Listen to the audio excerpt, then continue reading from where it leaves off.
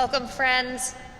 On behalf of the Office for Religious and Spiritual Life, it is my honor to welcome you here this evening to Stanford Memorial Church for the 2024-2025 Tanner Lecture on Human Values, presented by the McCoy Family Center for Ethics and Society and the Office of the President. It is good and right that we welcome the esteemed Reverend Dr. William J. Barber II here to offer words of wisdom in Stanford's Memorial Church. For it is both the geographic and the metaphorical heart of our campus. Mem Chu was indeed built by the Stanfords as a reminder that education must be more than technical training. It must tend to the moral and ethical formation of students as engaged global citizens. Jane Stanford herself once proclaimed, "Take the moral and spiritual out of higher education, and I want nothing to do with this or any university." This commitment is embodied still today in university leadership. President Jonathan Levin, Stanford's 13th president, is rooted in the firm belief that bringing people together from diverse perspectives and experiences has both the power and the potential to solve today's most pressing problems. And so now, I am pleased to introduce President Jonathan Levin, who will introduce this evening's speakers. Following President Levin's introduction, we will watch a brief video and be blessed by the gift of music by Yara Allen, Director of Theomusicology and Cultural Arts with Repairers of the Breach. We are so delighted with your presence here this evening. Thank you. And so now, President Levin, it's my honor to welcome you for this evening's introductions.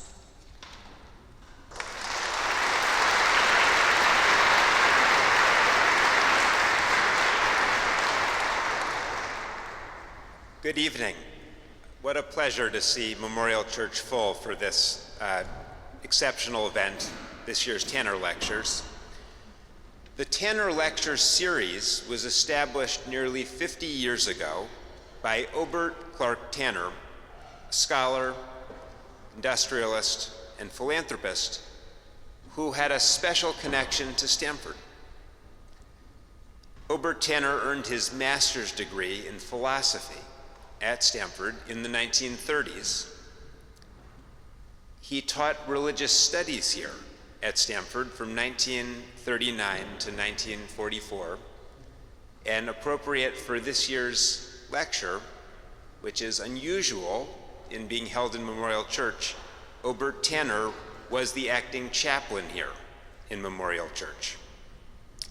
He then returned to his home state and the University of Utah, where he taught for nearly 30 more years, and Obert and his wife Grace established the Tanner Lecture Series as a way to contribute to the intellectual and moral life of mankind. Today, 9 institutions in the US and United Kingdom host the Tanner Lectures. The lectures examine scholarship around human behavior and values. The lectures come from the fields of philosophy, religion, the humanities, sciences, creative arts, and the learned professions. Appointment as a Tanner Lecturer recognizes extraordinary achievement in the field of human values. And that brings me to this year's lecturer, Reverend Dr. William J. Barber II. Reverend Barber is the president, founder, and senior lecturer of Repairers of the Breach, an organization that is dedicated to building and supporting moral movements for social change. He is professor in the practice of public theology and public policy at Yale University, and the founding director of the Center for Public Theology and Public Policy at the Yale Divinity School. He is also a bishop with the Fellowship of Affirming Ministries and co-chair of the Poor People's Campaign, a national call for moral revival. Reverend Dr. Barber is the author of 5 books, including White Poverty: How Exposing Myths About Race and Class Can Reconstruct American Democracy, published this past June, and also We are called to be a movement, the title of tonight's talk. Across his work, Reverend Dr. Barber focuses on economic justice, civil rights, and building moral movements, and this evening he will speak about renouncing the politics of rejection, division, and greed, advancing the common good, and reviving our democracy. It is our pleasure and honor to have him here tonight. Following Reverend Barber's remarks, we'll hear a response from Dorian Warren. Dr. Warren is co-president of Community Change and co-founder of the Economic Security Project. He is the co-author of The Hidden Rules of Race, co-editor of Race and American Political Development, among other works. And after Dr. Warren's response, he and Reverend Barber will have a conversation and then take questions from the audience. The Q&A will be moderated by Leif Wenner, the faculty director of the McCoy Family Center for Ethics in Society. Before I close, I want to acknowledge the McCoy Family Center for Ethics in Society, the Tanner Lectures Steering Committee, the O.C. Tanner Foundation, and the Tanner Board, all of whom were essential to helping to make this exchange of ideas possible. And thank you also to Reverend Barber and the accomplished scholars who will be in conversation with him tonight and tomorrow morning. Reverend Barber will make his remarks following a short video presentation, which will begin now.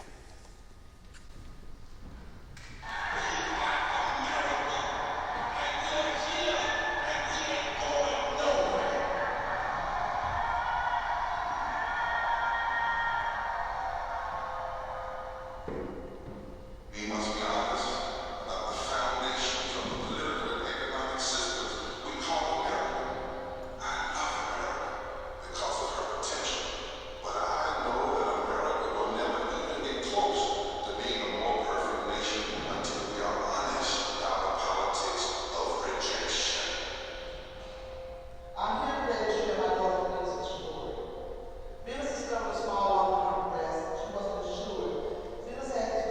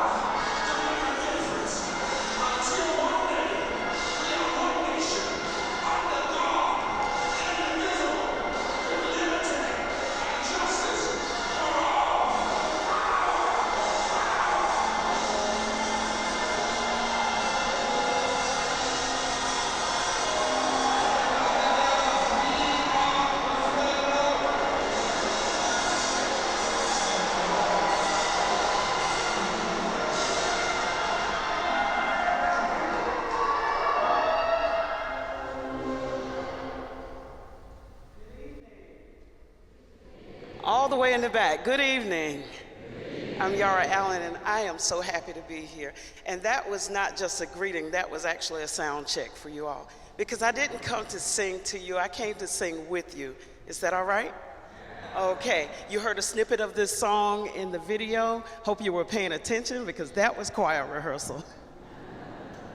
Okay, the song simply says, somebody's hurting my family, somebody's hurting our people, and it's gone on far too long. My call was somebody's hurting our people, and it's gone on, and your response is far too long. Yes, it's gone on. It's gone on. That was 3 times, right? Somebody's hurting our people, and it's gone on. And then all together we're going to sing, and we won't be silent anymore. Because if we've been just a little too quiet, it's gone on. You got it. Now here's what we ask. Maybe there's somebody who cannot stand. But we ask that if you can stand, because we absolutely believe, all of us, in collective effervescence, that beautiful energy that happens when we're standing next to each other, and the energy is flowing from one person to the other. And so we have about 2 minutes to do this. Watch how this choir turns out. Okay? And so if you would, please stand, and if you're sitting around somebody who cannot stand, just whisper to them that I am standing for you. And everywhere we go, we say we stand together simply because we stand together. It's that simple. Okay, very quick version so that you can get the tune in your ear, and I hope it becomes an earworm for you. Oh, somebody's hurting my brother, and it's gone on far too long. Yes, it's gone on far too long. I tell you, it's gone on far too long. Oh, somebody's hurting my brother, and it's gone on far too long, and we won't be silent anymore. That was choir rehearsal. You sound great. Let's put some rhythm to it. Oh, somebody's hurting our families, and it's gone on far too long. Yes, it's gone on far too. I tell you, it's gone on. Yeah, somebody's hurting our families, and it's gone on. And we won't be silent in it. You sound fantastic. I love it. Yeah, somebody's hurting the children, and it's gone on. Yes, it's gone on. I tell you, it's gone on. Oh, somebody's hurting our children, and it's gone on far too long, and we won't be silent anymore. Did you hear? Somebody wants to take our health care, and it's gone on. Yes, it's gone on. I tell you, it's gone on. Yeah, somebody wants to take our health care, and it's gone on. And we won't be silent anymore. Did you know somebody wants to build that wall, y'all? And it's gone on. Yes, it's gone on. I tell you, it's gone on. Yeah, somebody wants to build that wall, y'all. And it's gone on. And we won't be silent anymore. Have you heard somebody's poisoning our water, and it's gone on? Yes, it's gone on. I tell you, it's gone on. Oh, somebody's poisoning our water, and it's gone on. and we won't be silent anymore. Yeah, somebody wants to take our voices, and it's going on. Yes, it's going on. I tell you, it's going on. Oh, somebody wants to take our voices, and it's going on. And we won't be silent anymore. Yeah, somebody's hurting our nation, and it's going on. Yes, it's going on. I tell you, it's going on.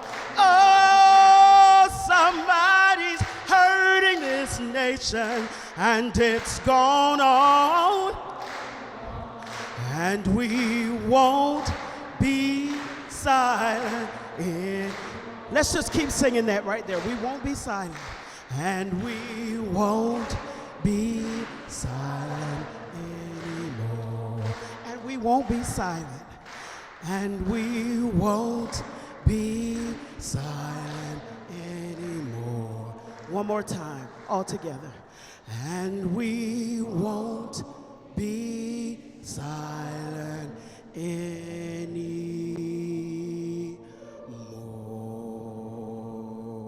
Beautiful choir, you sound great.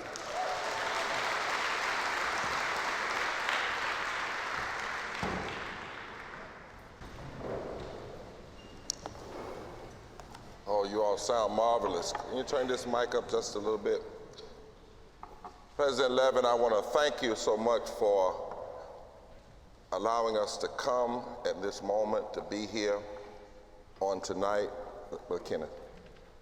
And tonight, to all of you, I know that some folk are looking, what is he going to talk about in light of the recent elections.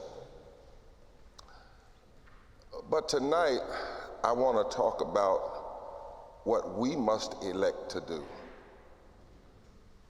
And what we must elect to do and need to do regardless of who's in office. And I must tell you that I come here and say that we must grab right now some of the faith and the strength of the ancestors. I come from a people, I'm part Tuscaroran Indian, part African American, and part white in my genealogy.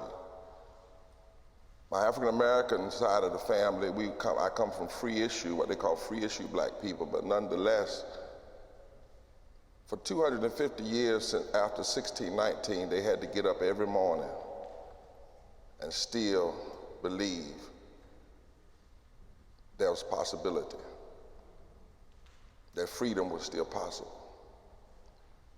From them, I hear them in my spirit saying to all of us, particularly if you're disappointed in this moment,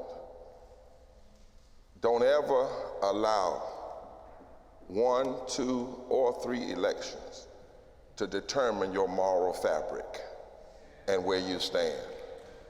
If you believed in truth and love on Monday, you ought to believe on truth and love on Tuesday, and you ought to still believe in truth and love on Wednesday.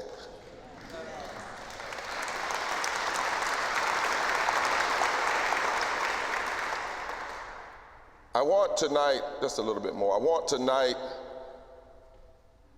as a theologian, to lift a couple of passages of scripture that actually speak to this moment, even though one of them was written about 2,600 years ago. In Amos chapter 5, we've often heard the end of it where it says, let justice roll down like waters and righteousness like a mighty stream. But before you get to that, Amos 5 says, around verse 14 or so, people hate this kind of talk. Raw truth is never popular. But here it is bluntly spoken. This is in the Message Bible.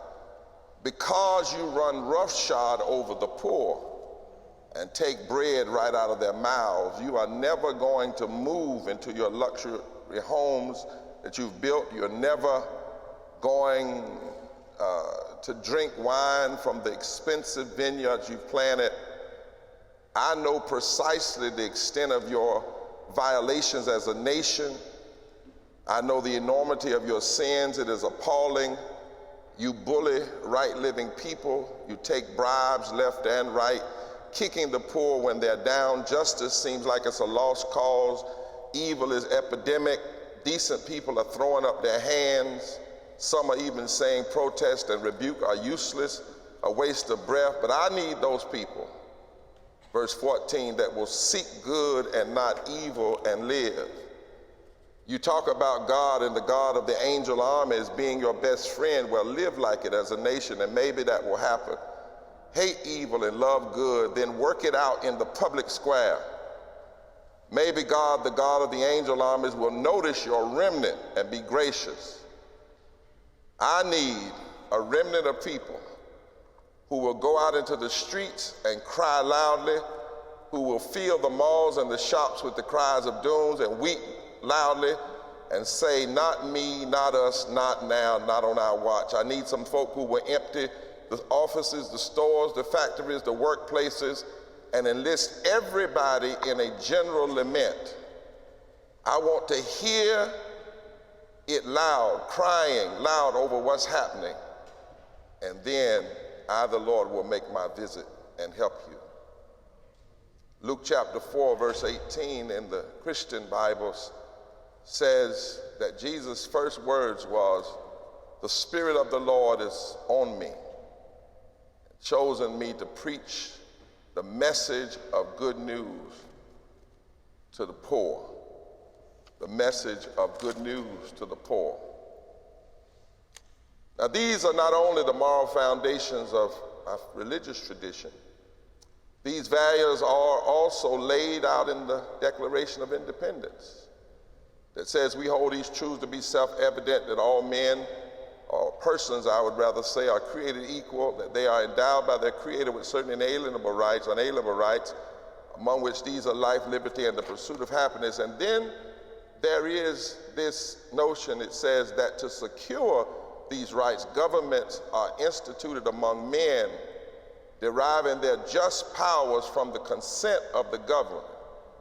And listen what the Declaration of Independence gives us as our instruction when things are going the other way. It says that whenever any form of government becomes destructive to these ends, it is the right of the people to alter or abolish that government and to institute a new government, laying its foundation on such principles and organizing its power in such form as to them shall seem most likely to affect their safety and happiness. In other words, the Declaration of Independence said if the government, nobody ever has a mandate to violate life, liberty, and the pursuit of happiness. Nobody ever has a mandate to stop the establishment of justice, and if they do try that, we, the people, have a responsibility to challenge that. There are times in every generation when we are called to build a movement because we've not met the standard of what we were called to be as a people. When people woke up in 1914 after an election, they woke up and found out that a president who had been president of a college, very educated, and yet he also was quite racist. And that President Woodrow Wilson decided that his first cabinet meeting would be to play Birth of a Nation to his staff, the movie that glorified the Klan and discounted and talked down the first Reconstruction. People had to decide in that moment, A. Philip Randolph and other people, are we going to stand down or are we going to build a movement? I wrote this book called White Poverty just this last year. It was released just this year, not just as a book to read, but as another tool for movement building and the kind of meetings and discussions that we need to have for movement building. I wrote it as a reminder of this call to be a movement in our time. And movements aren't determined by elections. Movements continue no matter what happens. And nothing calls for a movement more than the shameful reality that my friend Desmond describes as poverty by America. Let me have that water, if you will. Poverty by America. Notice Desmond's term, not poverty in America, but poverty by America. And I want to talk to you first about this reality, and then about why we must embrace a movement mentality that says fight poverty and not the poor. I want to talk about why we must have in this country a third Reconstruction. And some of what we are seeing is proving to us we need it.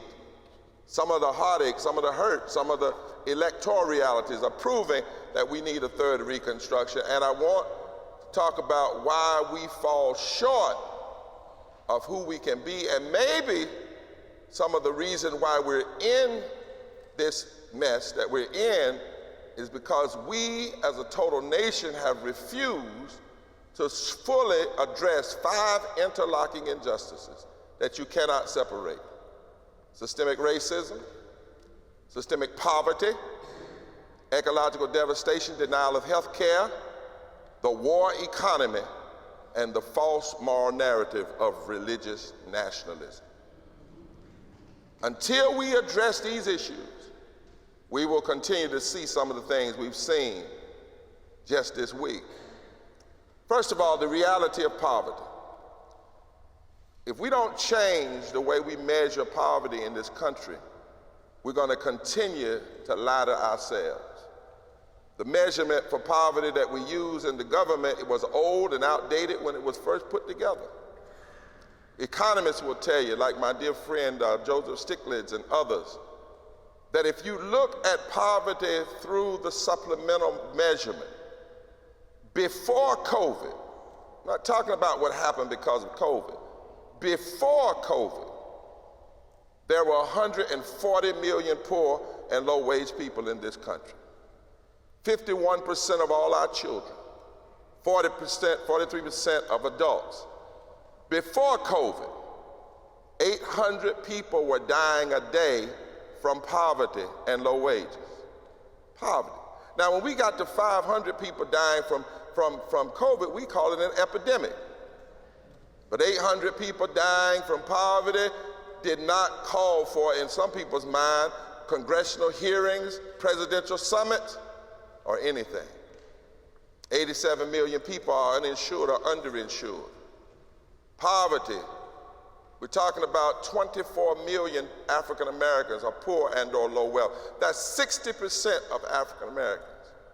We're talking about 30% of my white brothers and sisters, 66 million people, 40 million more than African Americans. We must face the crisis that was here even before COVID. Even before COVID, 37 million people going without health care, 50 million underinsured.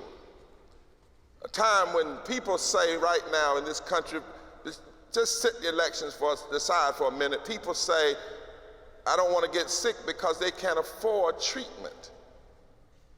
Thousands die every year because of the lack of access to health care, forcing preachers like myself many times to get up and say sermons over their bodies that should not be laying prostrate, but should be full of life. Number of the people you saw in that video have died. They died during COVID and some before COVID because of the ravages of poverty. The United States is the only one of the 25 wealthiest nations that does not offer our people some kind of universal health care. We have to be honest about the politics of rejection. When families in Flint, Michigan, and are like 4 other million families all over America, they can get up every day and buy unleaded gas and can't buy unleaded water. When indigenous people on reservations face cruel decisions that trace all the way back to wartime treaties. When almost 60 years after Episcopalians and Anglicans and Catholics and Baptists and Methodists marched from churches and were beaten on bridges, black and white, and some died to win the rights to voting, we sit here tonight with less voting rights than we had August 6, 1965. Ever since the Voting Rights Act was gutted, June 25, 2013. And we've only had one vote in 2023 to restore the voting rights, and when that happened, all Republicans and 2 Democrats joined in blocking the vote. Here we are.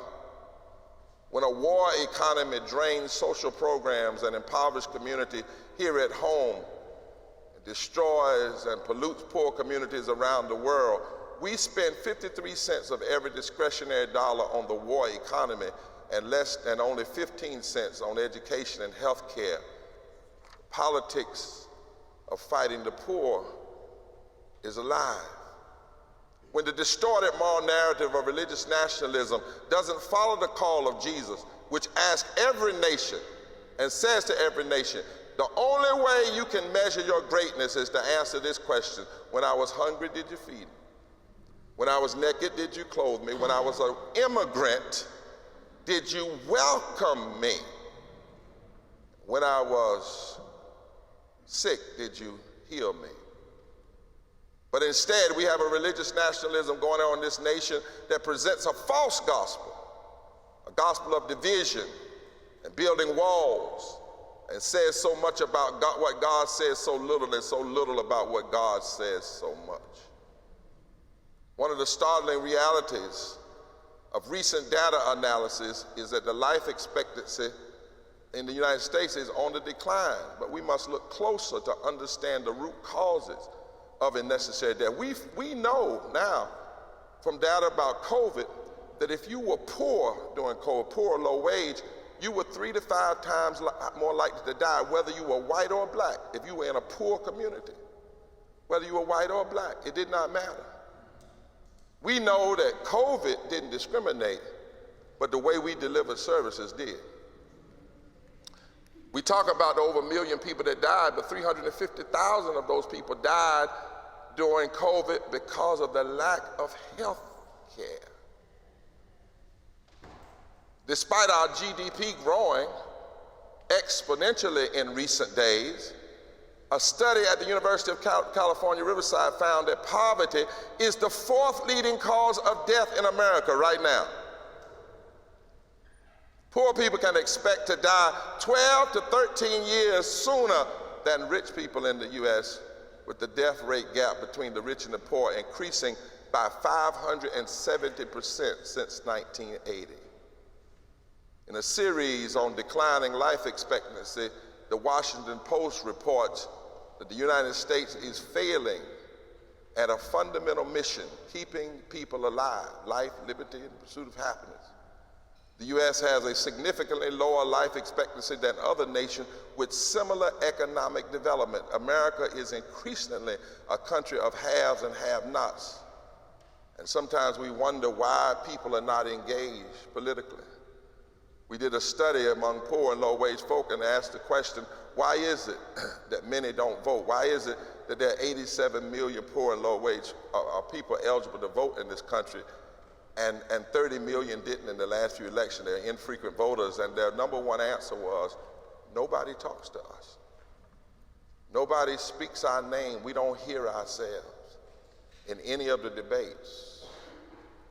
Dying prematurely, the Post found, has become the most telling measure of our nation's growing inequality. Dying prematurely. Truth of the matter is, Dr. Levin, we need to establish a death measurement for every piece of public policy that is undermining the nation's commitment to life, liberty, and the pursuit of happiness. Every piece of regressive public policy has a death measurement to it. Has a death measurement to it. We can see in our present crisis, in the midst of all of this and the debate, even in the middle of COVID, after 20+ million people lost their jobs, millions were infected, 1 million dead, 8 million more fell into poverty, while billionaires made $1 trillion during COVID. That even in that moment, some in high places wanted to debate about top lines in legislative packages or whether or not we should make poor and low-wage people work before we help them. This was the kind of debates going on in the political atmosphere. In a time when we have more wealth than we ever have had before in history of the world, some want to limit debate to which cuts would bring the total cost down for a particular program rather than deal with the bigger question of whether we as a people believe it is possible for the richest nation in the history of the world to provide for and invest in a way of being that meets everybody's needs. We have a lot of conversation about whether we're going to make America great again or whether it's great now, but the question is really, what is the moral responsibility of greatness? If you are great and you have the greatest health care in the world, isn't there not a moral responsibility to make sure everybody has access to it? If you have the greatest gross national product in the world, isn't it our responsibility to make sure that we talk about not just addressing poverty, but abolishment of poverty and low wages? What is the moral responsibility of greatness? Far too many people ask the possibility-strangling question, how much will it cost to do this? Rather than asking the true moral question, how much does it cost us not to? As Nobel Peace Prize winning economist Joseph Stiglitz says, this should be our first question. What is the cost of all this inequality? Take, for instance, the debate we witnessed in Washington over Build Back Better. You all remember that debate? 2021, 22, 23. Now, the bill proposed some important things at that time. I know it's dated, but I want to go back a little bit. Enhanced child tax credit, fully refundable for the poorest families, those that don't typically earn enough money to file a tax return, support for parents who are working, looking for work or participating in an educational training program and who were making under 2.5 times their state's median income. There was conversation about universal pre-health care. There was conversation about raising the minimum wage to $15 an hour because we've not raised the minimum wage, Democrat or Republican, since 2009. Federal minimum wage is $7.25, and for waitresses and waiters, it's $2.13 plus tax, tips. We were raising these questions about spending money to expand Medicaid and reduce premiums for affordable care. The plan said provided for uninsured individuals. Affordable housing was in the plan. The plan included investments for elder care and for Pell Grants was in the plan. But even after it was watered down, it was still celebrated as a historic example. Poor folks still said the economy wasn't working for them. The investment that we made, even the big investment to deal with coming back from COVID, was far below the $10 trillion that the Economic Policy Institute says we need to address the major inequalities that existed before COVID. One of the reasons COVID was so hard in America was because of what was broken before COVID. We entered into COVID with too many people without health care. That's why we have to have a movement. In the prophetic tradition of my faith, the watchman has responsibility to sound the alarm, when there is a crisis that impacts all of society. This isn't just a threat to poor people and low-wage people. What I'm talking about is a threat to democracy itself. Because the truth of the matter is, while the Economic Policy Institute said what would really be needed post-COVID is $10 trillion in investment if we tended to lift everybody up, when you say, oh, that's a high number, well, we spent $21 trillion in war and in the military-industrial complex, as Eisenhower called it, a republic. I'm not talking about white poverty to get away from race. That's not why I wrote this book. I'm talking about it to deepen our analysis, because race is a lie that dehumanizes us all, and it threatens to destroy us because it keeps us from seeing the crisis before us. And so in the book I wrote, I talk about some myths that hold us back from addressing poverty as we should, building the kind of movement we need. The first one is, the myth is pale skin is a shared interest. Why race exists to keep poor blacks and white people from coming together. You do know that division was a planned reality in this country. It's not just something that happened. Princeton historian Neil Painter has said that what we see now in our politics is symptomatic of an often recurring iconography in the American story. We come to our senses for a moment as a nation in crisis, and then we have a massive, mean, regressive relapse. A backlash against progress has been our history. No one person, no one president, not one party. Remember, Martin Luther King taught us extremists and moderates were both enemies of progress and justice in every age. Trump did not create the division, he has exploited them. The plan of positive polarization was put in place in 1966, 67, 68. At the end of the Selma to Montgomery March in 1965, Dr. King tried to teach us about this old dynamic in the plantation's political economy. I want you to listen to him. I'll try to bring him to life a little bit, and I want you to hear his word, because I believe, Mr. President, this was the speech that got him killed. It wasn't "I have a dream." It was, in fact, "I have a dream" is more than "I have a dream." All the things were said before he even talked about the dream. But this speech at the end of Selma to Montgomery, at the steps of the Alabama State House, Dr. King says this: toward the end of the Reconstruction era, something very significant happened.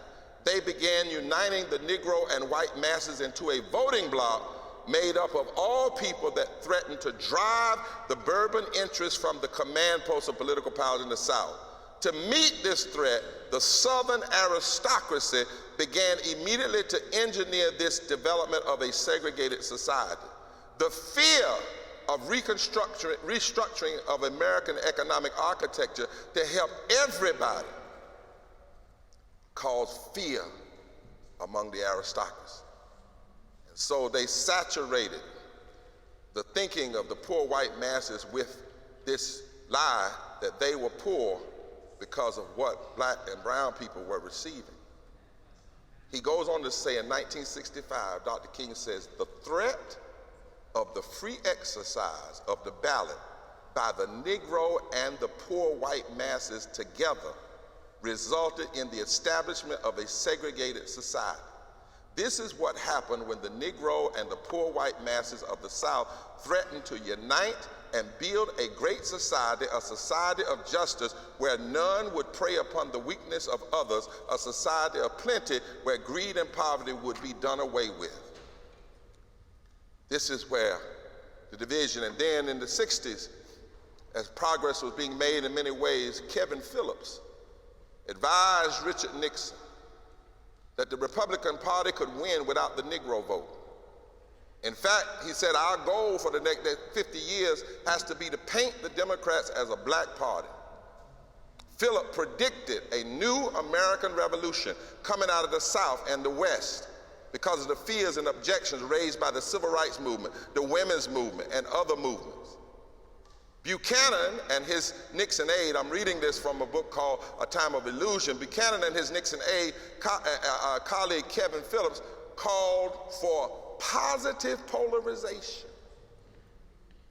They said if we engage this, we can control the politics of the nation the next 50 to 60 years. This was in 68. But we've got to engage in positive polarization. We must divide the country for political advantage. The aim, wrote Buchanan, was to cut the Democratic Party and the country in half. And if we cut it in half, he said, my view is we will have the larger half. In many ways, the extremism that we see today has exposed the deep, heavily funded, highly repeated lies about who we are. The divisions we say today didn't just start a few years ago. Even in religious circles, there's a movie out now called Bad Faith, which shows the connection between a religious extremism and oil money. in this country designed to keep one group of people from coming together: poor folk. Poor folk and low-wage people, along with other moral people with the moral mindset that the country must lift from the bottom. This myth lives in us because of deliberately created fears. We carry it all around in our body politics, this whole thing about pale skin, the shared value. And even though my family raised me in a multi-ethnic fusion movement for justice and taught me about our family's roots in black, white, and Tuscaroran communities, this myth almost got me. When there was a cross burning at my house when I was young, it almost made me distrust my white brothers and sisters. Thank God it didn't work. It's one of the reasons I had to write this book. But there's a second myth: only black folk won't change.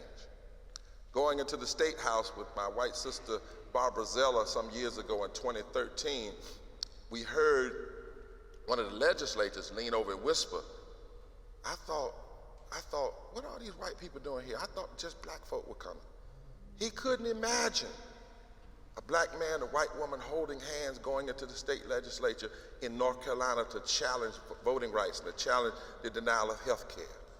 Fusion coalitions are about making the connections that show how injustice hurts most of us. One of the things we have to learn to say is if those who are extreme and want to take from everybody, if they are cynical enough to stick together, we better be smart enough to come together.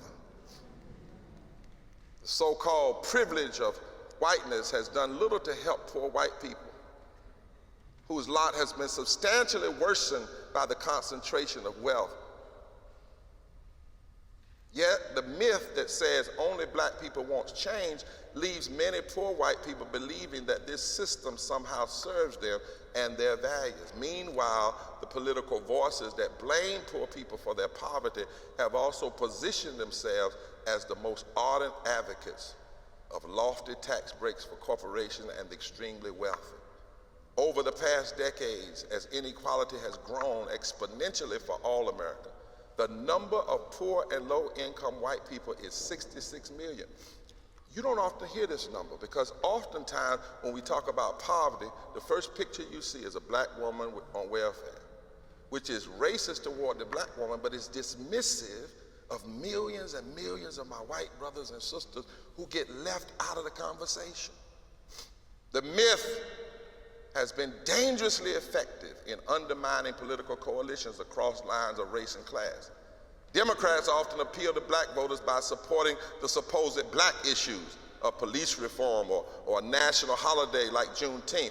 But there's hardly a black caucus in this country that has made ending poverty for everyone a top priority, even though more than 60% of black Americans are poor and low income. Meanwhile, Republican politicians play on the same myth by suggesting that their opponents who support black issues don't share the values of white people, rather than pass policies that could actually help poor and low-income white people. They fashion themselves as crusaders in the war on the woke and champion parents' rights or razor wire in the Rio Grande to stoke fears about black people and trans people and immigrants. In different ways, both parties reinforce the story that tells us only black folk won't change. And so the myth continues to obscure the issue of poverty and low wages for so many folk, clearly impacted by it. Because poor people rarely see candidates who speak to them and their issues, they have become among the most least likely participants in elections, and yet the number of poor and low wage people that don't vote is the largest potential swing vote in the country. The third myth is poverty is a black issue. It was down in Belhaven, North Carolina, and in Belhaven, North Carolina, the hospital closed because our state refused to accept Medicare. They call it Obamacare as a way of blackening it. Didn't tell people that it would help 500,000 people in the state, and 300,000 of them were white. 150,000 were black, 30,000 were people formerly connected to the Army. And so I met a man down there whose wife, Portia Gibbs, a white lady, died in a high school parking lot 5 minutes from the hospital that closed. She died waiting on a helicopter. Just a year earlier, she would have lived, but she died because people promoted not taking Medicare expansion as quote unquote a black issue. We don't talk about how poverty impacts white people. We allow for communities of hurting people who are vulnerable. We share these lies. They are hurting, but they don't know why. Some politicians tell them stories that blame other people. The problem in American politics isn't that poor white people vote against their interests, so much as it is that poor people don't have anyone to represent their interests. Like Leon, who I met in a homeless camp in Aberdeen, Washington, who said and showed that poor people of every shade have been abandoned. Leon said, they let me drive $1 million piece of equipment in the Army, but they won't even let me have a job at McDonald's. And so in Aberdeen, most of the folk you saw in that homeless camp, which is the largest concentration of poor whites in a homeless camp in a city, are right there. But almost no one says their name on the campaign trail. Think about it. When was the last time you heard a presidential candidate or a senatorial candidate talk about the poor? 140 million people, 43% of the nation. When was the last time you've heard them? When was the last time you heard about the poor in pulpits? There was a study done recently that looked at 50,000 pulpits in the American nation, in our nation, and they said poverty, which was Jesus' first issue, was mentioned so little that it didn't even register among the number of sermons that are preached about the poor. If you're a Democrat, what makes you refuse to make poverty a centerpiece? If you're a Republican, why do you choose to ignore a person's real needs, even those who voted for you, and still give more tax breaks to the wealthy? Our public policy is held captive by a bipartisan consensus that poverty is not a major threat to our common lives. And too many of our leaders assume the economy is doing well if the stock market is up. But most people don't have any stock market.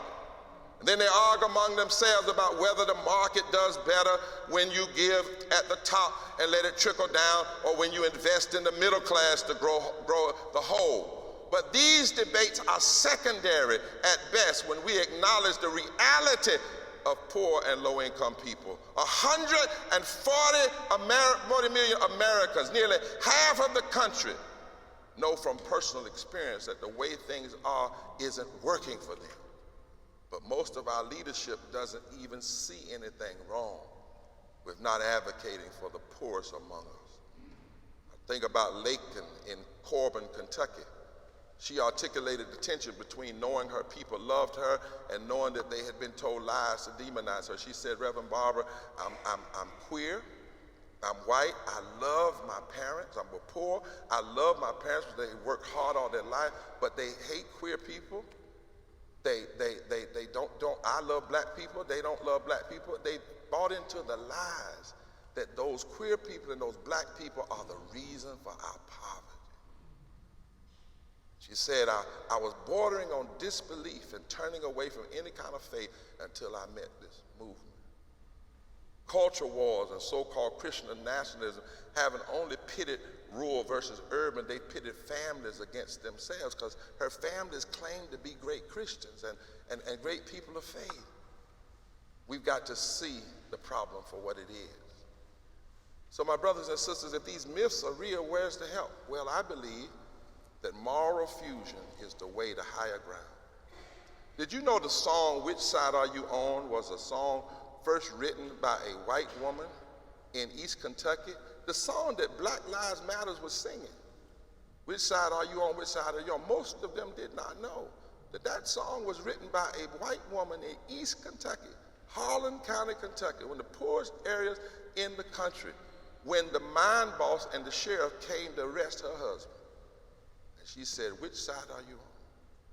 We have to recognize that there's fusion all around us.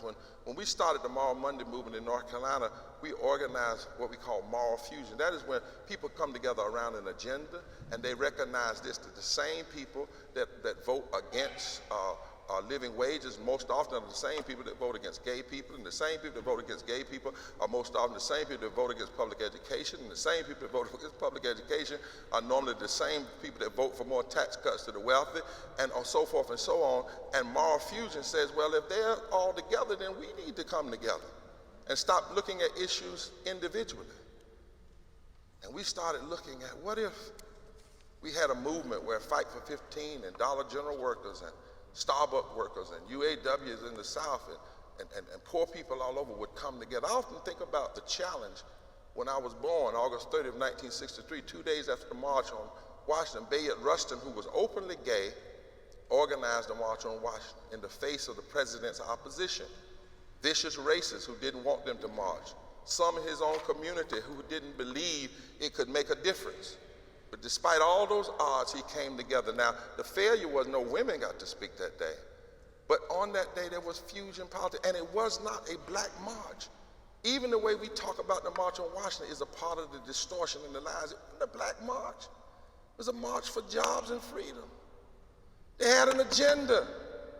The first part of the agenda was raise the minimum wage to $2.75 to $2 an hour and index it with inflation. And if we had done that 60 years ago, the minimum wage would be somewhere near $18 or $20 an hour. And 3 Nobel Peace Prize economists proved a few years ago that raising the minimum wage to a living wage would not hurt jobs, would not hurt prices. That the only reason we don't do it is not because we have scarcity, that's a lie. Not because we don't know how to address poverty, and that's a lie. It doesn't happen because we don't have the moral commitment to do it. You think about it. We've got to recognize untapped power. You know, Donald Trump just won a presidential election with the same total numbers of votes he lost with 4 years ago. He got less votes. Problem is, on the other side, the Democrats got 13 million less. They didn't go vote the other way. They just didn't.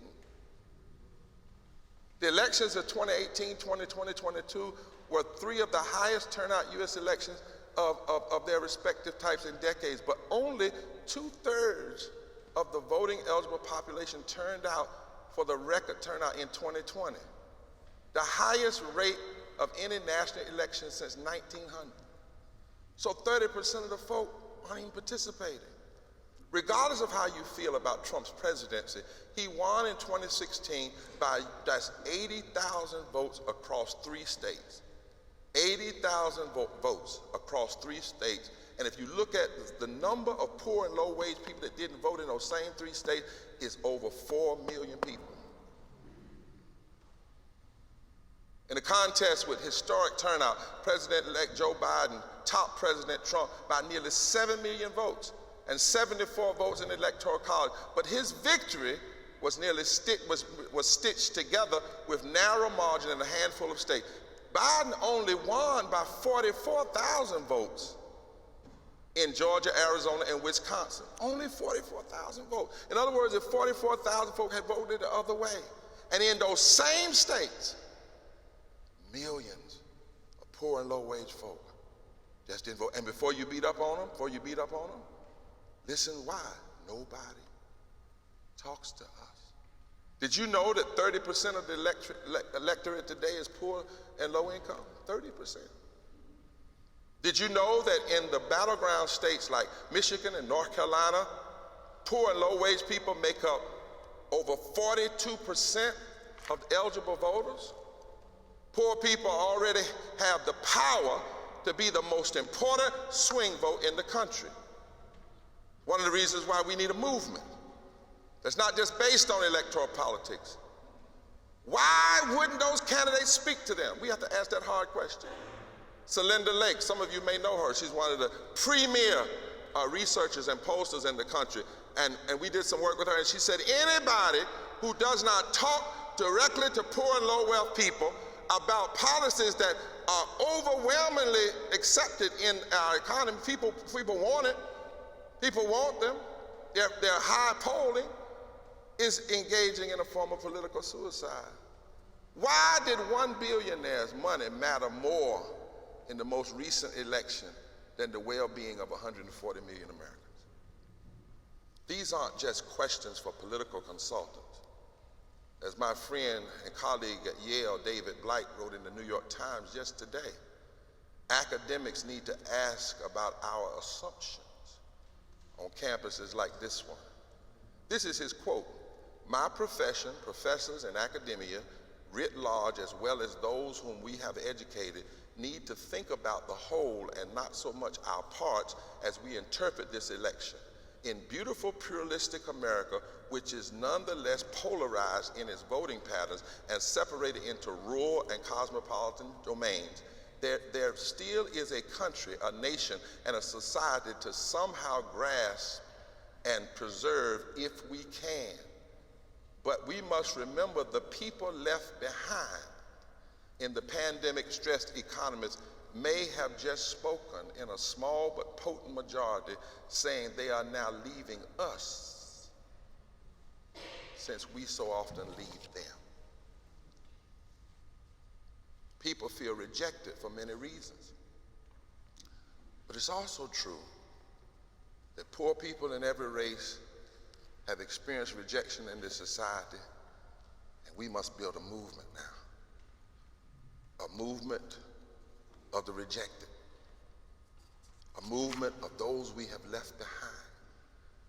That's what Amos said 2,600 years ago from God. God says, I want to find that remnant of people who will come together for justice. That remnant. We need what I call a meeting for a movement. We have serious moral work to do in this country. When the Congress can unanimously condemn what Putin is doing in Ukraine, as they should, but then remain so divided over addressing the issues right here in our own country, we need a meeting and a movement. This is why Repairers of the Breach, through the Poor People's Campaign National Call for Moral Revival, says together we must challenge the lies of scarcity and the notion that this is the best we can do. Today, America, if she claims to be one nation under God, indivisible, if she is to be true to the establishment of justice, she has to guarantee living wages and guarantee affordable housing and guarantee public housing and adequate income and health care and public education and expanding voting rights and access to democracy and fair taxation and debt release and just immigration and climate reform where we can. We have to do this. We need a meeting and a movement.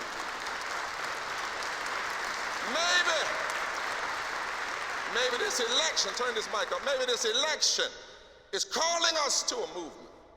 Rather than being an insurrection, we need to be a resurrection. We must compel the nation to mourn and feel the pain and the power of our people and see that the path of healing and justice is still possible.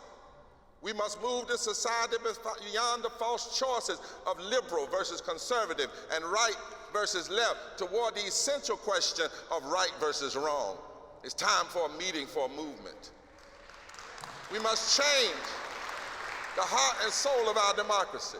We must have a moral meeting for a movement to address the interlocking injustices of systemic racism and poverty and ecological devastation and denial of health care and the war economy and false narrative of religious nationalism. We will not address them separately because they are all connected. We must have a meeting for a movement because our politics are trapped in the lies of scarcity, which are fueled by trickle-down economics and notions that realities like homelessness and poverty are because people are immoral and lazy. No, the systems are immoral and lazy that allow people to be like that. We have to understand that trickle-down economics is not going to work, and neither is neoliberalism that says all you got to do is lift the middle class. If we don't lift from the bottom, we have not been the nation we claim to be.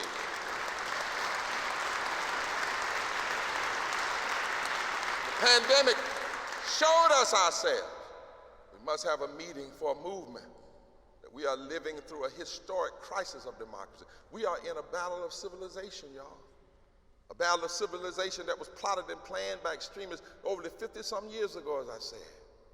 We must have a meeting and a movement because there's nothing just about a nation that spent $21 trillion on war, policing, surveillance, and prisons over the last 20 years amid the kind of poverty and low wages that we have in our society. Nothing just about that. You must have a meeting and a movement to put a face and a voice on the shameful conditions confronting this nation, but also to show that we can fix this. If we broke it, we can fix it. And justice can roll down like waters, and righteousness like a mighty stream. Because right now, what we see and the way poor and low-wage folk are being treated is constitutionally inconsistent, it's morally and religiously indefensible, it's politically insensitive, and it's economically insane. We don't have a lack of resources. We don't have a lack of solutions. We have a lack of conscience. We have to have a meeting for a movement that will build a massive stage for the abandoned and the dispossessed of America to speak and force this nation to hear the truth.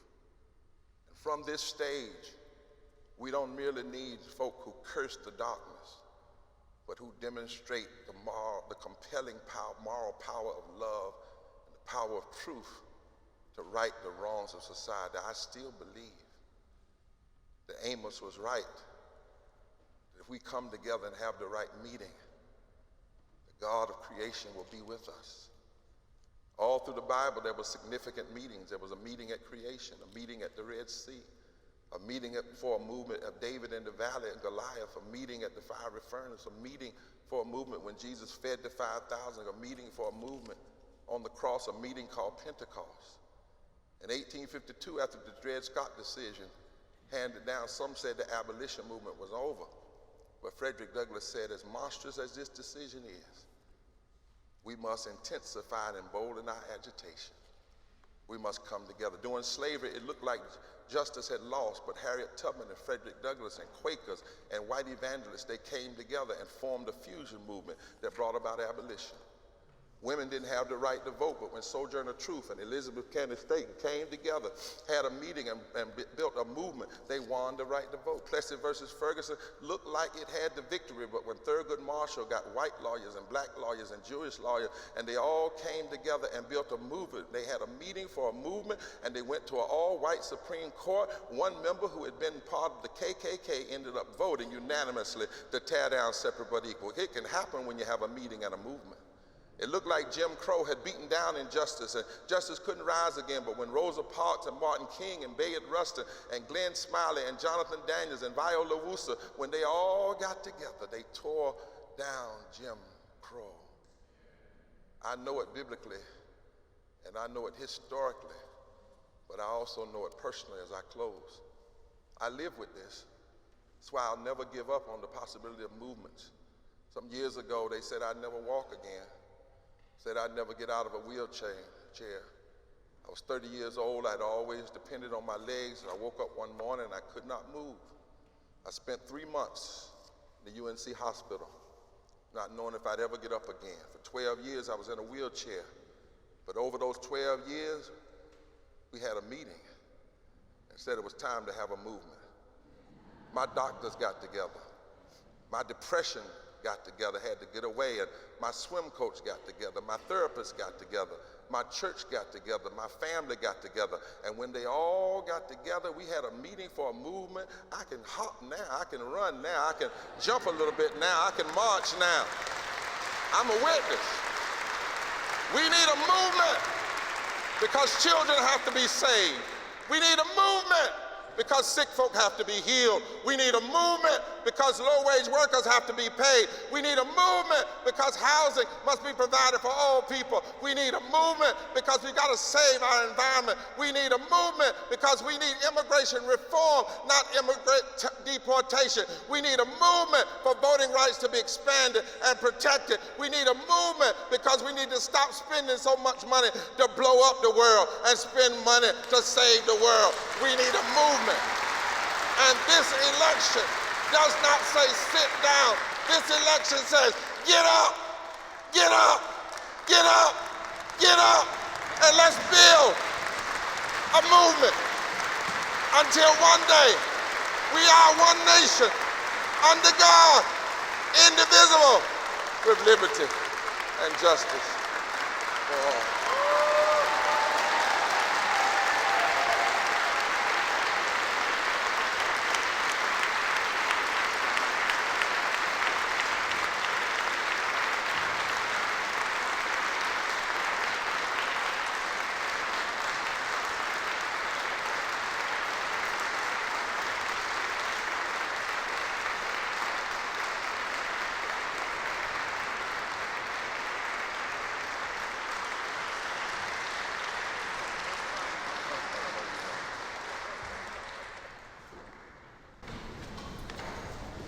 Can the church say amen? Anybody want to switch places with me? Thank you, Reverend Dr. Barber. Thank you to Dr. Ann Newman, Dr. Leif Weiner, the McCoy Family Center for Ethics and Society. Thank you to Stanford University and its Office of the President. Thank you, President Levin, and you did it right. You went before Reverend Barber. I'm grateful to be with you and honored to have this opportunity to speak today. It is always intimidating to speak after a preacher. We political scientists aren't known for the same soaring oratory.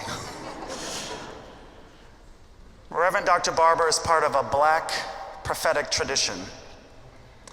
And particularly in this place, his remarks resonate with another speech, one that Reverend Dr. Martin Luther King Jr. gave right here at this institution in April of 1967.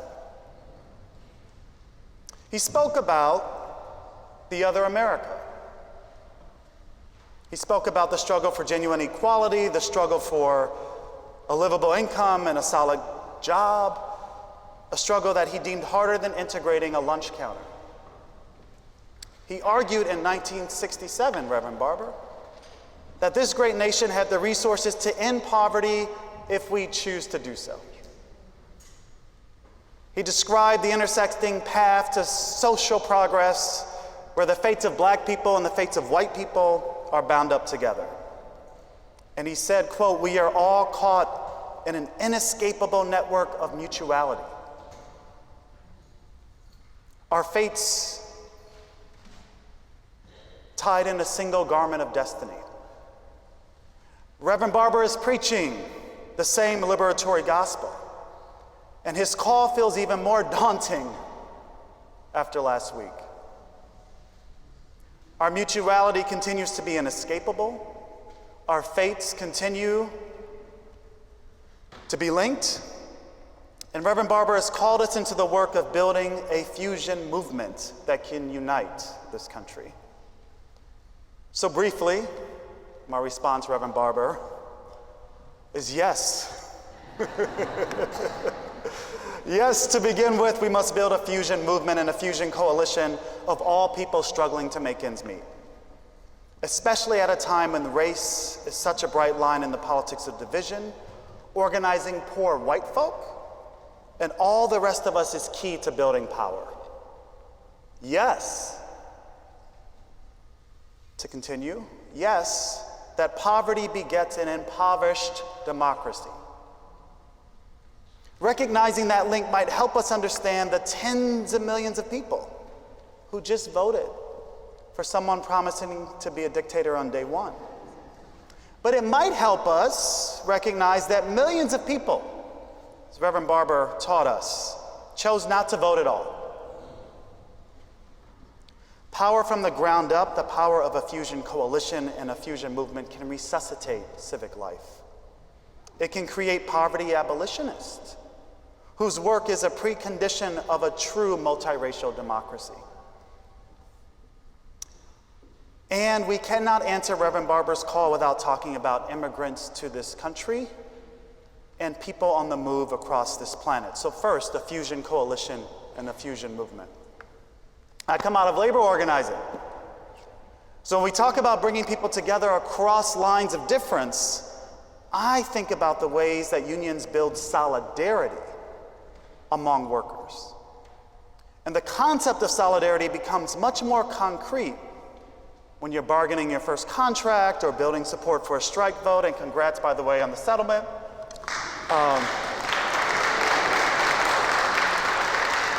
I'm glad I did not have to cross the picket line, so thank you very much, President Levitt. It's this sense that my fate is somehow bound up with yours. And we're not gonna agree on, say, like 30% of things, but my fate is still tied to yours. Union members come to that realization through hundreds of conversations and hours of listening. Movement building requires a similar question. How do we build a different collective identity? How do we construct a collective identity among white and black and Asian and Latino and Latinx and those with disabilities and women and immigrant and native born and queer and transgender? How do we build a collective identity that creates a feeling of shared fate and willingness to fight for each other? We have to figure out how to do that even when folks aren't going to agree on a whole lot of things. The genius of Reverend Barber's Poor People's Campaign is that it builds that common identity through the staggeringly universal experience of poverty. As we heard, the prevalence of poverty is shocking, and it should shock you.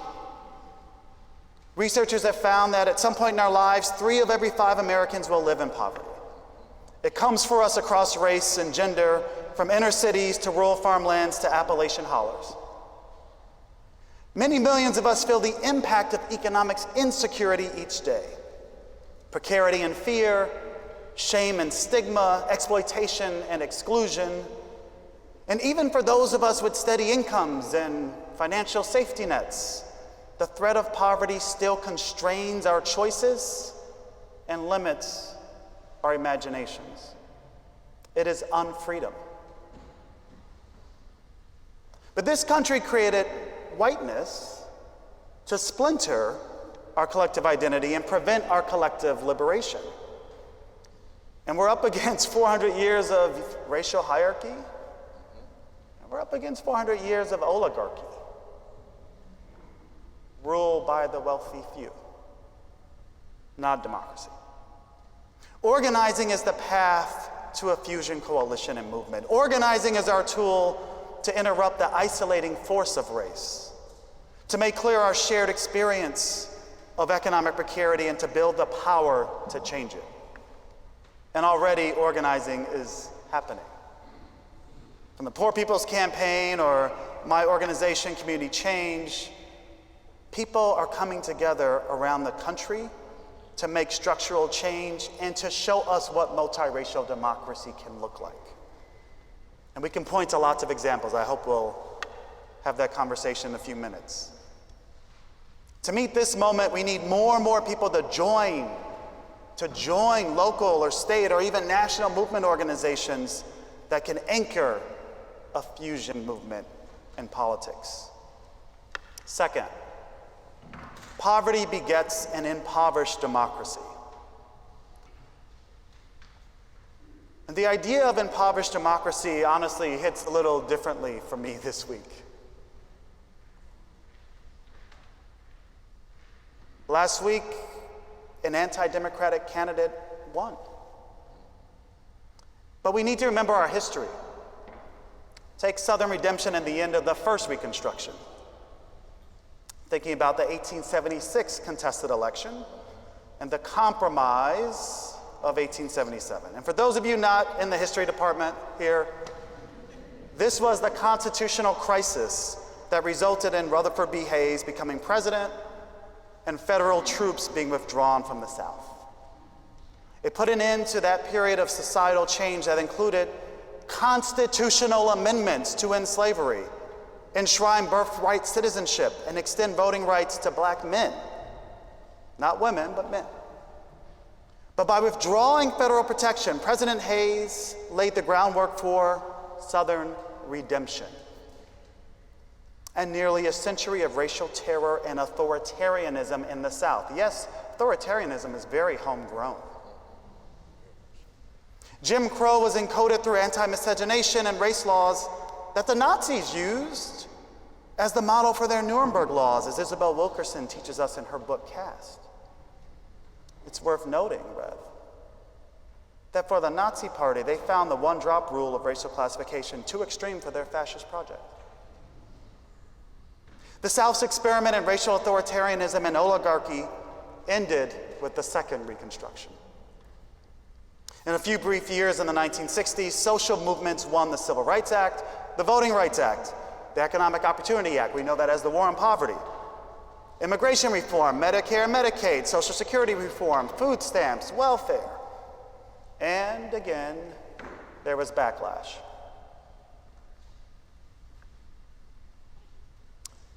We need to be about building the power to win what Reverend Barber has called the Third Reconstruction in America. Today's societal transformation at the scale we saw after the Civil War and then again after the 1960s. My final point is about migration. And it's this: a fusion movement, a fusion coalition of America's poor must include immigrants.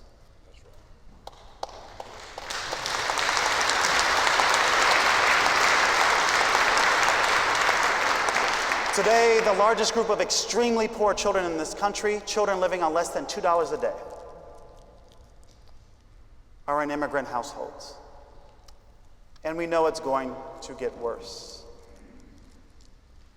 We had a candidate blame immigrants for every social ill, from housing costs to an overblown crime wave to lines at the DMV.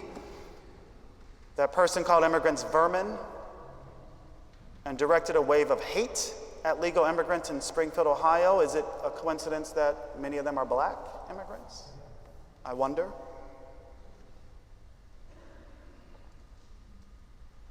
A solution put forth is to deport 20 million people, nearly double the credible estimates of undocumented people in the United States.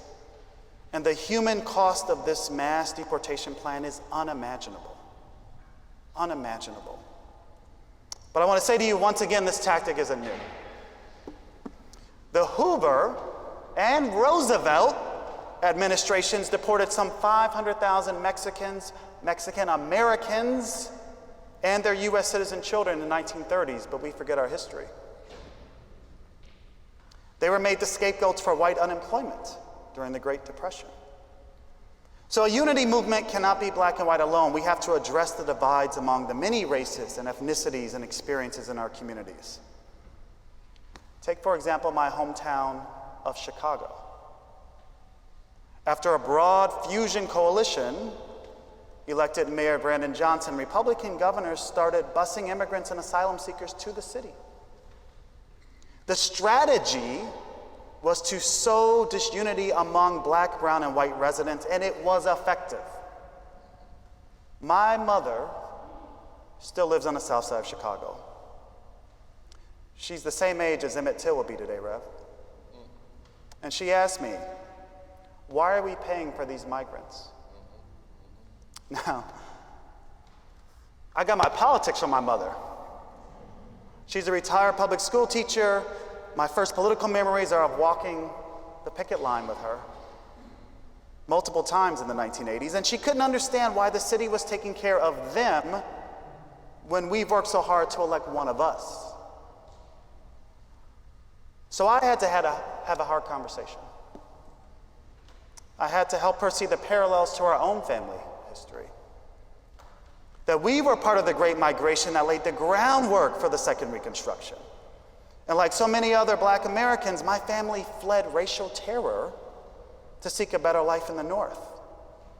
just like the vast majority of people moving across borders today. And that's where the work starts, with our families, with honest questions, and with hard conversations. And by connecting our stories and refuting the myth of a zero-sum society. We must learn to recognize immigrants within our inescapable network of mutuality. We must learn to continually expand our collective identity. And it's in our self-interest because we are also beginning a global great migration. Climate migration is one of the few sure things that will result from climate change. Already, people in the US and around the world are being forced out of their homes. And for context, since Reverend Barber began his sermon this evening, the state of Louisiana has lost a football field of land. So if we can anticipate more and more movement between states and across nation-state lines, how do we create a constantly expanding, inescapable sense of linked fate? To close, I think there's two pathways ahead for us. The first option is racial apartheid and racial oligarchy, where we all lose, including the vast majority of white people. Let's not forget the formative years of a particular billionaire whose name shall not be mentioned, was in South Africa, was in apartheid South Africa, and the immense racialized inequality that I'm sure that person came to see as somehow natural.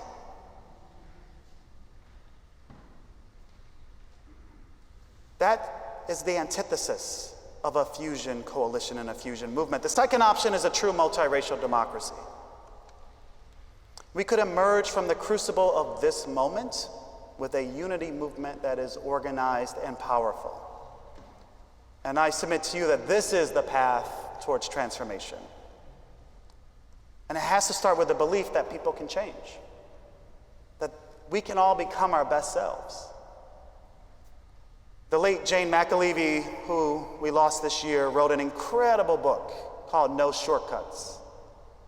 And she wrote that durable organizing for lasting change starts with hundreds of thousands of conversations, hard conversations, and then moving people, Reverend Barber, to stand up and take action.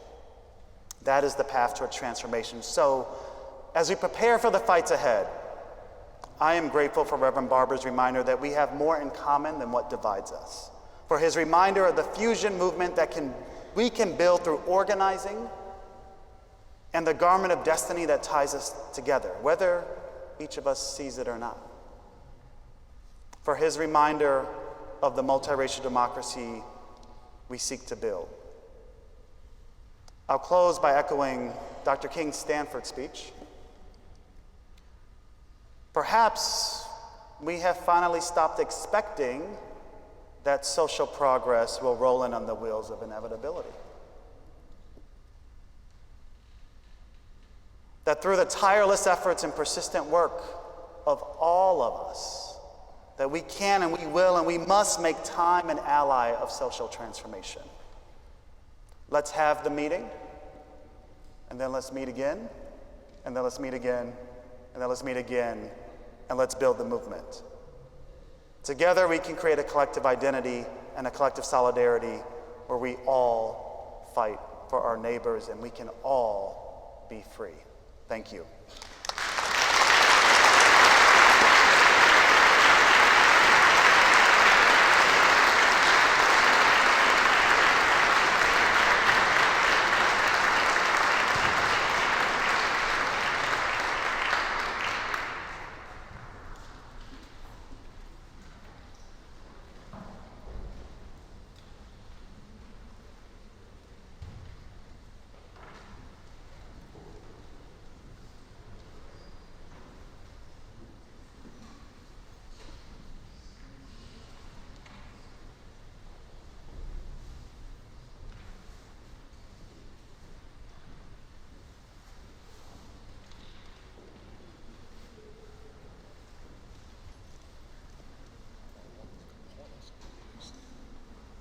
Is this on?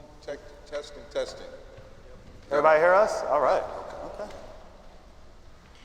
Thank you so much. As you were talking,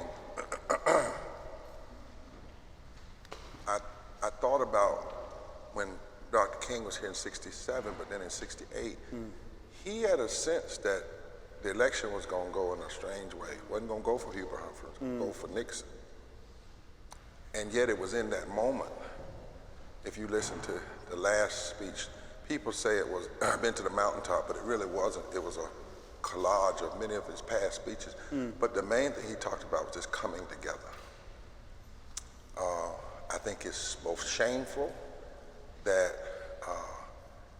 I can stand here tonight and say some things that he said, but I also think that you have to have a long view of history. It shows how entrenched the forces are. You know, I had somebody recently, we were at a meeting, and they introduced me by saying, you know, everybody that's tried to do this has been killed. Which is true. But maybe that's the reason we don't build it around a person, see? That's why, for instance, the Poor People's Campaign, the way Repairers build is we believe in moral analysis, moral articulation, moral agenda building, and then moral action. And we believe you must build from the states up. Amen. And you build groups in the states. Our number one principle is helicopter leadership won't get this done. It's got to come from indigenous, from the bottom up. And we talk about 14 points. And you have to engage in every area of society that produces change. Litigation, agitation, legislation, oration. You know, there's not one piece of the puzzle, if you will, that you can leave out. And I think that, but also it should be instructive to us that the Poor People's Campaign as a movement lay dormant. When we started in 2018 and Kairos prepares a breach, I never will forget when a lady came to me in Los Angeles, in Compton. We were having a big gathering, and that night it was black and white and Latino and Asian all, and she said to me, I've been waiting 50 years to hear this language.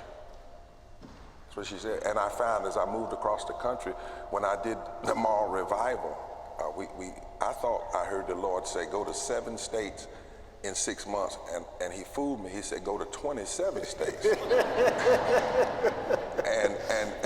and we went to those states, and part of what we were talking about was what you all heard at the Democratic Convention, that we have a heart problem. But what amazed me was, we wanted to test and see was there this hunger for a moral framing that frees us from the limiting framing of left and right. And everywhere we went, hundreds of people showed up, and then people would say, I've been waiting. I've been waiting. We were in Kentucky, in Harlan County. I was told, you go out to Harlan County, something's gonna happen to you. I said, why? They said, that's Trump country. I said, no, that's Ann Breeden's country. That's so you go back in history, Ann Breeden was the white lady from Kentucky that organized black and white people in the Civil Rights Movement. I said, that's God's country. So we went out there. About 400 or 500 people showed up. And the day that we were teaching, we put up the state legislative map on the screen and showed where legislators had voted on union rights, health care, water rights, things that mattered. And also where they had voted on issues like LGBT community and whatnot. And this guy stands up, he was a part of the McCoys, the Hatfields and the McCoys. And I talk about him in the book, and he stands up and he says, show me that damn map again. And I said, okay. And, you know, that's exactly what he said. And I showed it to him, and he said, we've been had. He said, the same people that come out here and tell us to vote against people because of their sexuality, they are voting against our union rights, our health care, whatnot. He said, Reverend Barber, we've been had. Said, my grandmother was here when Lyndon Baines Johnson was the last president to come to Harlan County. Think about that. When you go in these communities, this is what people tell us. Nobody comes back here. And that's the sadness of it all. So anyway, they ended up organizing, and the governor at that time, he was the AG, and he picked up on the line. We didn't endorse a candidate, we endorsed a movement. He started talking about some things are not left versus right, but right versus wrong. He said, when I get elected, I'm gonna restore health care, I'm gonna deal with felony reenfranchisement, I'm gonna fight for living wages.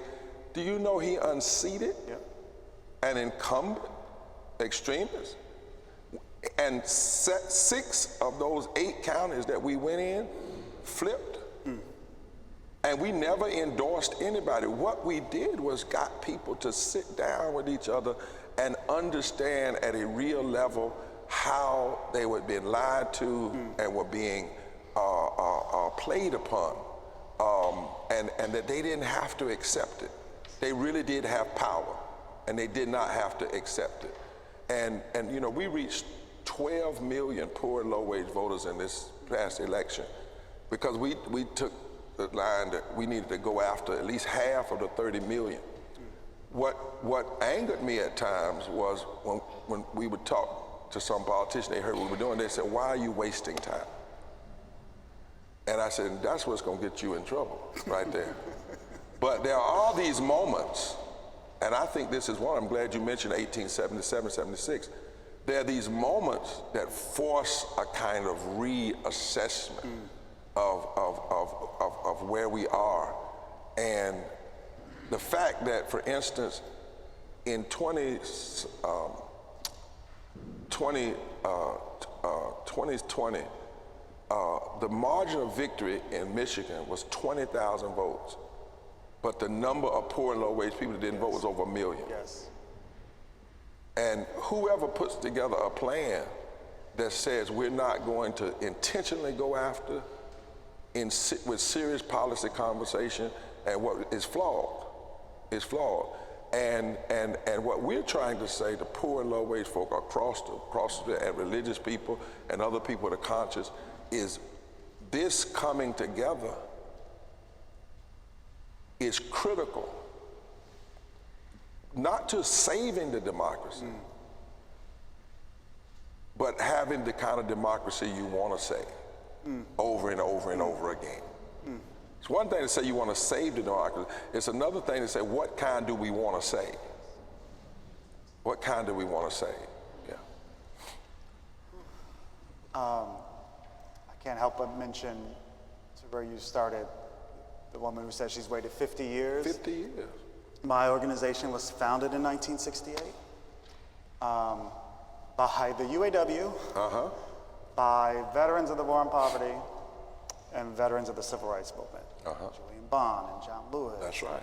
And it was it was meant to be, don't laugh out loud too loud. It was meant to be a living memorial to Robert Kennedy. Right. And his campaign in '68 around poverty. And when I travel the country and talk to child care providers making low wages, immigrant workers in New Mexico, I hear something very similar. Yeah.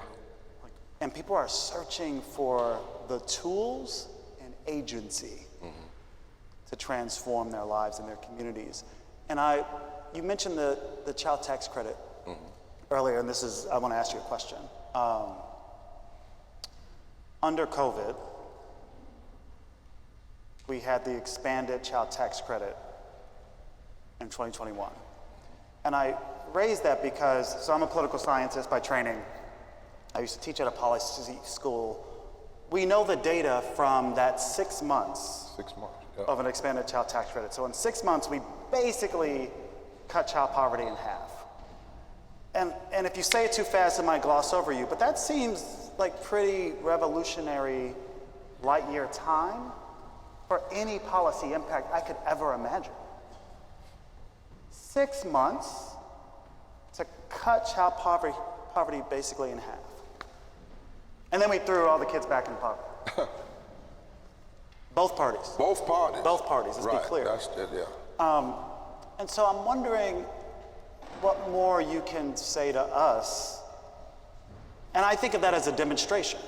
It's like when we do have political will, it's not because we don't have good ideas or good policy design or good measurement of the effects of the policy. We have all those things, but we don't have political will often. And so help us make sense of, if my brother was so grateful, I had to actually walk him through how to file his taxes to get the child tax credit. Because there was a sense of shame and fear of the IRS at the time. But it was so meaningful for him. And when it went away, he was so dejected and depressed and did not want to be active in anything. Because who would? So how do we still give people hope that things can be different and that things don't have to constantly happen to us? Well, remind me to answer that part about hope if I don't, in some of it, because I want to say a little bit something specifically about hope from a theologian, Jürgen Moltmann, that I think we all need to hear. You said when you were responding that we have to own that a lot of what we're seeing is not new. It's not something that's come from outer space. It represents the regurgitation, the re-implementation of past politics, the running to this division. So we have a history. Like in history, we did Social Security in 1935, but because of powerful influences, we said we're not going to give it to the domestic and the agrarian culture. So a lot of black and white people, 50% of white women did not get Social Security until 1954. So we say we're going to end child poverty, or 60% of child poverty, and we passed this tax credit. And then as soon as there's a little relief, we throw it away. There's two things. We learn in that, number one, the sad reality is that we often don't move as a culture until we see how ugly it is. And the fact that it took COVID. I preached a sermon one time called Scared to Life. And it was that the sad thing is sometimes our culture has to see death. You remember when the guy, what's his name? He fell out on the football field and almost died. What was his name? Come back in a minute to me. But my point is that his foundation money went phew, and everybody, because people saw that death and they were moved. Sadly, they were moved. Now, I was asked by the NFL players to do a prayer to talk about the NFL players and that they're workers and that most of them don't make the big money, and they've seen a lot of it. Now, after that was over, ESPN wouldn't play that prayer. They put it in 64 languages. It was in a couple of newspapers. They wouldn't, because there's something about we have to see it. So part of my argument is, I think the media, corporate-owned media, does us a big disservice in what they refuse to put on the news. You'd be surprised, no, you wouldn't, how hard it is to get an interview on the major networks if you're talking about poverty, and particularly if you won't just talk about it in terms of black terms. How hard it is to talk about the deaths that are going on. The first debate that we had in this political season, everybody was saying it was a failure because of their perspective on how Joe Biden sounded. I thought it was a failure because, once again, we didn't talk about 50% of the country, almost. And think about how many debates we've had, and 140 million people are not even mentioned. Even when we talked about child poverty, I had to raise the question now, is that child poverty being measured by the old measurement or the supplemental measurement? Because you have to be very clear on what people are talking about, because there are legislators that literally say, if you make $7.25 an hour, you are in the lower middle class. There are Congress people that say that. They say because poverty is by our government measure, which we have to have a movement to change, is only about $14,000 at the most for one person. And so they say if you make $725 an hour, you make about $15,000 a year, so that puts you in the lower middle class. These crazy ways that we keep trying to marginalize poverty and marginalize low wages. And so poverty went down to 112 million because of the things we did during COVID initially. Yes. But as soon as there's a little bit of an eye out, it pulls back, which is why I think we have to have a movement that keeps putting the pain and the people in front of the public, in front, and refuses to stay quiet. We won't be silent anymore.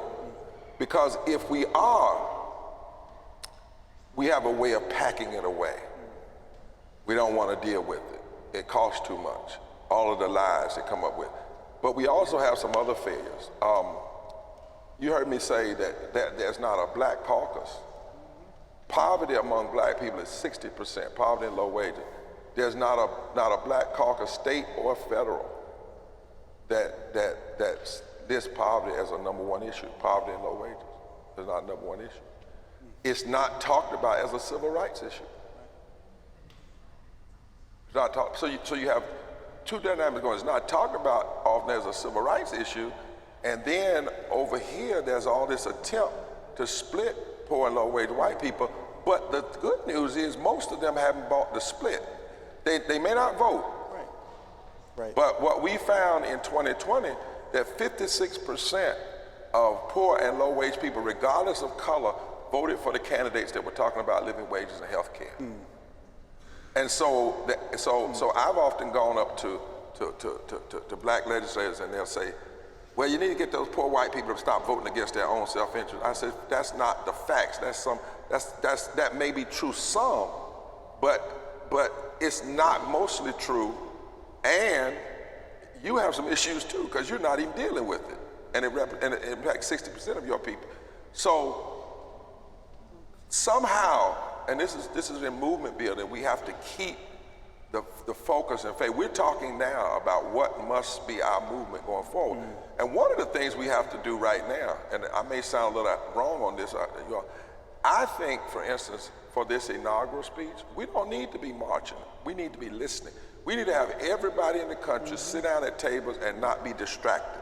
Hear everything this president says, write them down so we will know where the battle lines are. And what's going on. We need to hear, because there's something about, if we can hear and see the ugliness, it causes something to rise in us. Rise in us. You know, and so we don't need to be distracted. I want to hear it. I want to hear it to the point that I say, like Frederick Douglass, as monstrous as this is, right? I want it to fuel my moral concern, the depths of my moral passion. And sometimes you have to hear it. You have to listen at it. You know, you have to, as ugly as it is, you got to look at it and then be moved to action out of that. Now on the hope piece, how do you move people to hope that they can get? Actually, Jürgen Moltmann puts hope like this. He says hope is very different than optimism. Now I'm hopeful, I'm not optimistic. See, because I come from a tradition where hope goes to the graveyard, and hope hangs on a cross, and hope is there for 2-3 days in the grave. So for me, I'm not optimistic, I'm hopeful. Jürgen Moltmann says hope then does not disquiet the soul, it opens it up. And hope is found wherever people decide this is it. This is enough. I'm not taking this anymore. He said that's where hope is born. When people decide that they're going to put their hands to whatever as long as it takes. If it takes 58 years from 1896 to 1954, we're going to put our hands to this and we're going to build a movement, not a moment, until we overturn this thing that says separate but equal is constitutional. That's when hope comes. Hope comes when people decide this is it. Amos said, not on our watch.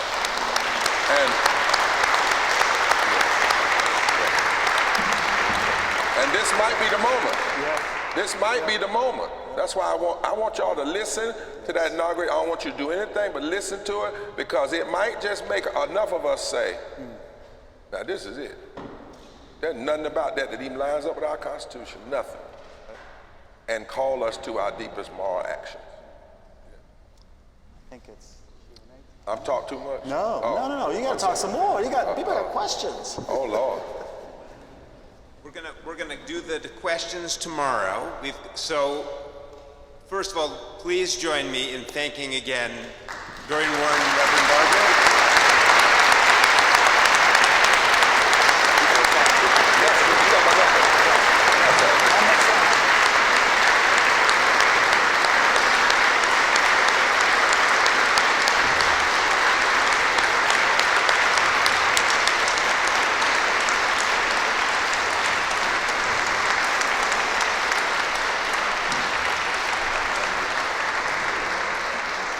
Thank you both for your powerful words and for challenging us. Tomorrow at 11 a.m., the conversation will continue with a discussion seminar elaborating on this evening's lecture. And joining Reverend Barber tomorrow will be Melvin Roger, the Edna and Richard Salmon Distinguished Professor of Political Science from Brown University, and our own Pam Carlin, professor at the Stanford Law School, and that will be in the Old Union in Circle Common Room. So we'd love to see you all there, and thank you for joining us this evening. Thanks again to Dorian Warren and Reverend Barber.